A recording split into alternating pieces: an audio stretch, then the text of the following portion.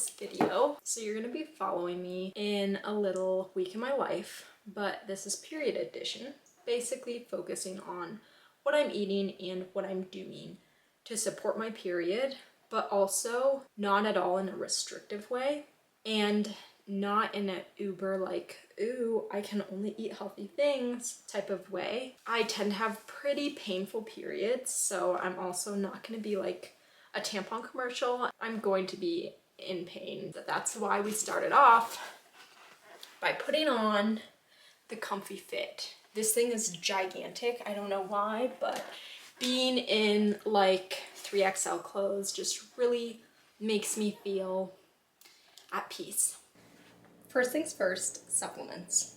So I take these every day, but I try to make sure I don't forget when I'm on my period and like really prioritize it. Colostrum. This is something that I have been taking religiously lately. My cat is scratching, hang on. I'm the kind of person who gets sick all the time, and I think it's finally been helping because my husband got sick recently and I didn't, which never happens. So that's kind of part of what it does. It has a lot of antibodies, if you know what colostrum is. I was an animal science student, so it's literally cow colostrum, full of antibodies. Great for that. So some of the research suggests that it may even help our gut to absorb nutrients better. So that's just important for anything. You know, if you're having any fertility issues, yeah, you need all these nutrients, and if your body is not absorbing them, we need to fix that. You know, you could be taking all of the supplements in the world, but if your body is not actually absorbing, that's an issue. Next thing is Vitex fruit. This I feel like is a pretty common one that will be recommended to you by people for any period related problems. To be honest, I'm not exactly sure what mechanism it is that like causes it to be helpful. It's been shown to possibly increase progesterone levels, and if you have painful periods, it's supposed to help with that. That is what that's why an OBGYN recommended it to me. So I try to be good about taking this, especially on my period. Vitamin D. I live in Ohio. It is April, so it's finally starting to get sunny and warm again, but it's not always sunny and warm. It hasn't been sunny and warm, so I've been taking vitamin D.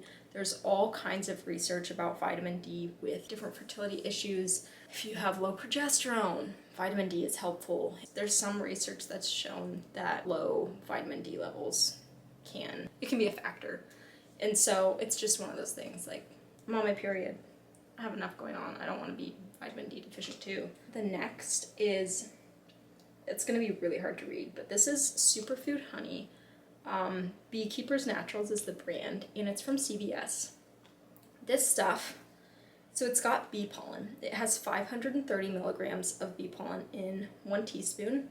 That actually is a pretty good source of different B vitamins. I like to add this in my coffee. I'm gonna make a cup of tea, even though I hate tea. I'm trying to make myself like it. It's a yummy supplement, and the thing about this is it is a whole food supplement, which I really like.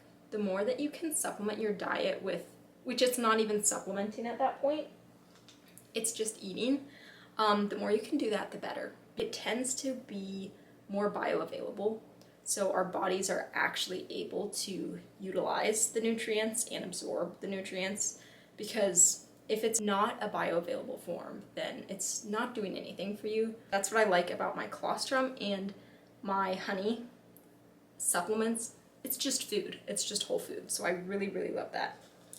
Now, this is last and definitely not least, magnesium.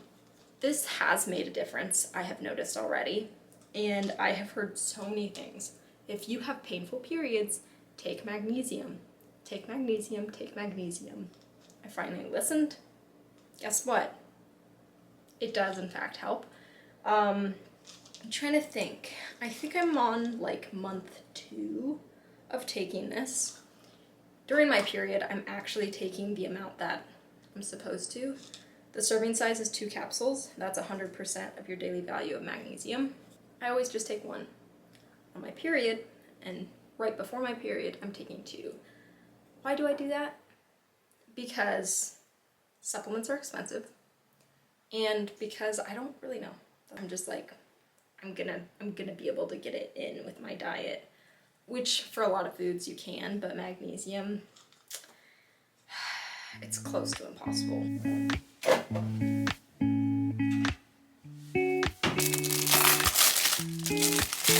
You were there when I was here, feeling like tears. You say you came, you didn't, don't have to pretend that you want me, 'cause you don't care. For dinner tonight, we are eating quinoa, zucchini, and shrimp. Yummy. So we've got quinoa is a good source of protein. Shrimp is obviously protein. And then our vegetables is our fiber. And we've got our Aldi prebiotic drink, strawberry vanilla. We both really like. Very good stuff. And there's like, how much sugar? 5 grams of sugar. Pretty good. So to me, one of the biggest things about eating when you're on your period is just like simplicity, because let's be real, when you're just cramping and miserable, you don't want to make a big fancy breakfast, but you still want to get what you need. So ignore the fact that this is empty. I love eating granola as just a cereal or in yogurt. So this is just Millville granola. It's a protein granola, so it's got 10 grams of protein. It also has 10% of your daily value of iron. So if you're like me and you have heavy periods, that is a very good period breakfast. I also had some of this because this has dark chocolate, and I love dark chocolate, especially on my period. And it has chia seeds, which is a good source of omega-3s, which is good for fertility in general and our health in general.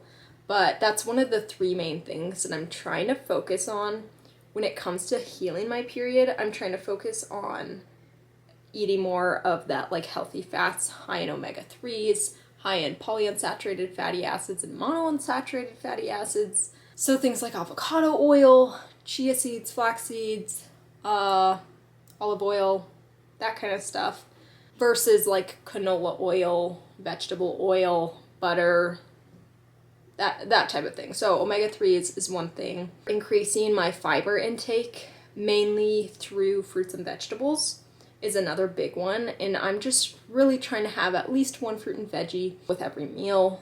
Breakfast sometimes is harder because I just don't feel like it.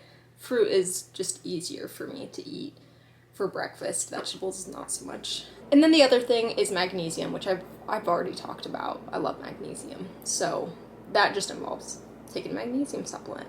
So those are the 3 things that I'm kind of focusing on that you'll probably see as a recurring theme throughout this video. But yeah, that was breakfast this morning. I didn't make coffee or anything because honestly, it's just too much work this morning. So that's just how it goes sometimes.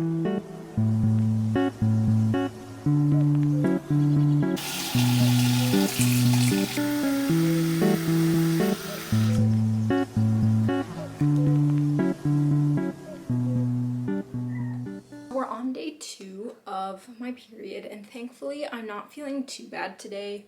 It's kind of coming in waves. I'll feel like pretty much fine and then pretty crampy and then fine. Usually my biggest thing after the cramping starts to chill a little bit is just how much I'm bleeding. It really like takes a toll on me.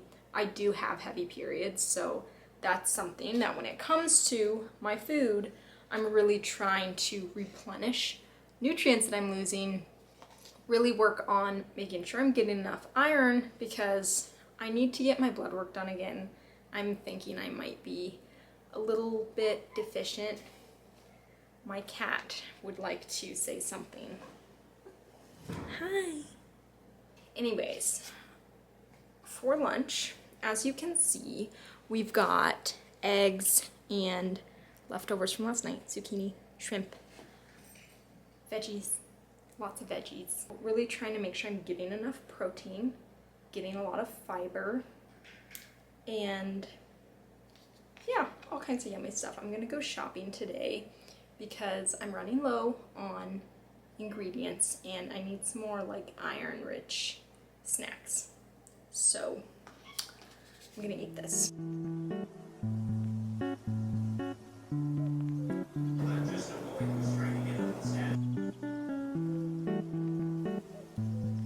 So I'm doing a little grocery haul. This is not my full grocery haul for the week. I usually do my shopping mainly at Aldi's, and then I get the stuff that I can't find there. Excuse the fridge if you hear that in the background. But basically the like special stuff that I can't find at Aldi's, I get at Walmart. So that's what I'm going to be showing you. This is mainly specifically for my period stuff, but honestly, most of this is stuff I would get anyways. We'll start off being very real. Okay, enough said. It's period week. We're not crazy, okay? We eat ice cream. For something along that same vein, but a little healthier, I love chocolate covered almonds. And this is specifically dark chocolate. So you've got your iron there, and almonds, good healthy fat, some omega-3s in there. This is a really good snack. I am not a tea girly, but I'm trying to. I really, really am. So I got some teas to try, and I already have raspberry leaf tea. If you haven't heard of that, it's really good for your period, for your uterus in general. I'm replacing my coffee with tea. So these are what I got. I have heard a lot of recommendations for the dandelion tea as a replacement for coffee. It is a good quote-unquote detox. It supports the liver, which is good for me because I suspect that my body is having trouble getting rid of estrogen. And so that estrogen is building up in my body, and it's making my uterine lining be built up more than it should be, so I'm bleeding more than I should. That's just what I'm suspecting. I'm trying to figure out what's actually going on. So there's that one, and then this, to be honest, I just got because it looked good. So that's that. Moving on. I absolutely love strawberries. Strawberries are like candy to me, and on my period, I tend to crave sugary stuff, and this is actually good for you. No, I don't get all organic fruit because these were $2. Organic strawberries were $6, and they always look like garbage, to be honest. Let's be real, the bigger difference is in eating more fruits and vegetables versus eating all organic fruits and vegetables. Where you can do the organic version, that's great, but don't let it discourage you because I don't. That's too expensive. Also, my hack with that, I'm leaving these strawberries out and I am washing them and cutting them up immediately. Otherwise, they rot in the fridge because it's too much work. If I look in there and it's like, oh, I have to clean them before I can eat them, I'm gonna just like eat chocolate. Little hack, life hack. I have my materials for my hydration drink. So what I do is I use this cheapo electrolyte from Walmart because it's really not that bad. Yes, there's sugar. There's 11 grams of sugar in a packet. It's comparable to liquid IV, honestly. There's no, I don't think there's any artificial coloring. So it's good enough, basically. So we've got that electrolyte, and then cranberry pomegranate. I almost got, I think it was this brand or a different brand of just 100% pomegranate juice because it had a lot of potassium. But I got this cranberry pomegranate juice. It has 245 milligrams of potassium, which we love to see. Important for hydrating because we want to support our sodium potassium pumps because that is literally so important for energy and just our body and our cells to even function. aloe juice. This is expensive, okay? It's like $8, maybe even $9 for this. But I do splurge on this because it has 940 milligrams of potassium, which is 20% of your daily value, which is great. It has 15% of your daily magnesium, 60 milligrams, which is great. You don't find much magnesium in your food. And if you remember, that's something that I'm doing to help my painful periods. It's got 50% of manganese, your daily value, and 15% of your daily value of calcium. So aloe is really good, and it's good for your digestive system. If you're familiar with aloe, just in general, this is a great juice. And so what I do is I typically mix 50-50, half and half of these juices. I'm trying to think, I just eyeball it. I do about 10 ounces total in half a packet of this, and I pretty much drink that daily. And I'm especially trying to focus on drinking it daily in my luteal phase and during my period, because if you get any like bloating and stuff like that, keeping hydrated can really help. The last thing, I'm sure I have shown you before if you watched any of the other videos, but remedy drinks, oh my goodness. These are the cacao essentials, okay? Almond milk, cacao, dates, maca, ashwagandha, prebiotics, 100% plant-based, it's organic. These are a splurge as well. They're like $3 or $4 each. I love them. A holistic nutritionist came up with these. They're so tasty. They have a decent amount of iron, 30% of your daily value of iron, 5 milligrams, which is great, especially if you're on your period. 497 milligrams of potassium, which is also great. 21 milligrams of magnesium. Vitamin D, 35% of your daily value. There's just a lot of good stuff in these. It also has 16 grams of protein, which is really great. And what I love about these is the fact that it has a decent amount of protein, but it does not have that protein shake-esque taste, or I don't know, sometimes they just feel heavy and don't taste good. These have a light taste. They're it's not thick. I don't know, I'm literally obsessed, and I will just tell anyone to buy them. That is kind of the haul, and again, this is a fraction of my groceries. The main stuff I get at Aldi's, and the sad part is it's the same price, honestly. I spent like $60 or $65 today, and our typical grocery bill for the week at Aldi's is that much, but for way more stuff. It's sad, but yeah, that is all for my grocery haul.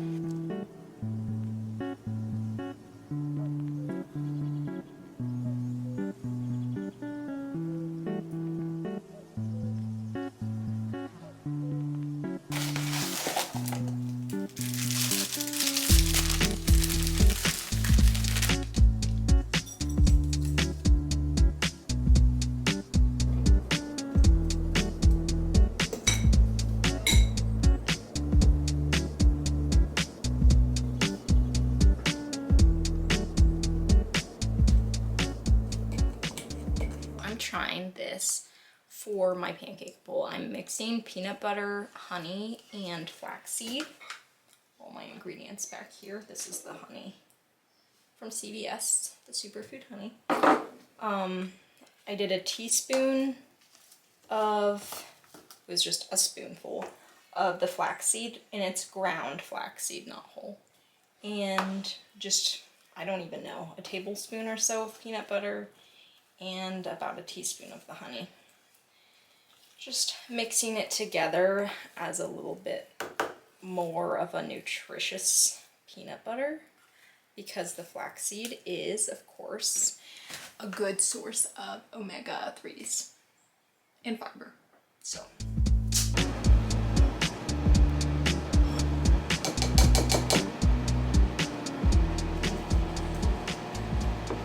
Alright, so I just finished microwaving my protein bowl. As you saw, the stuff I added. This is kind of a lot. I don't really measure stuff very well, so oops. that's very fluffy. I warmed it up for 3 minutes, and this is Brinley Joyner, I think. It's her recipe. So, well, it's her idea. So I'm just going to add my little mixture to the top, and I've got some honey roasted pecans, some maple syrup, and I'm gonna put some strawberries on there. And this is our favorite like weekend breakfast because it does take time. It's not something I want to make every day, but it's nutritious and very delicious. Here's our finished product. Got pecans, strawberries, our little flaxseed, peanut butter, honey mix. We've got some syrup on the top, and of course our pancake base. So this has a decent amount of, my alarm's going off, oops. This has a decent amount of protein, healthy fats. Yeah, it's a good filling breakfast.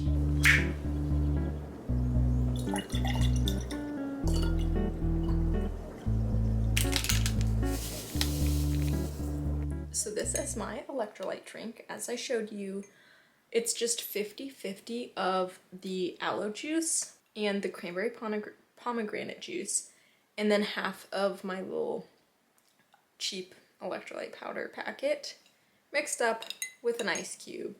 It's delicious, and especially important to make sure you're hydrated on your period, but obviously it's something that I try to do every single day, especially if you have headaches, because that's something that you might really notice in your luteal phase, that time, like that week before your period. You might notice you're getting headaches more. I usually do. So keeping hydrated is a really important part of that. Thank you so much for watching all the way to the end of this video. I really appreciate it. And I would love if you would leave any video ideas in the comments if there's anything that you would like to see me talk about or anything. Thank you again so much for watching. Bye!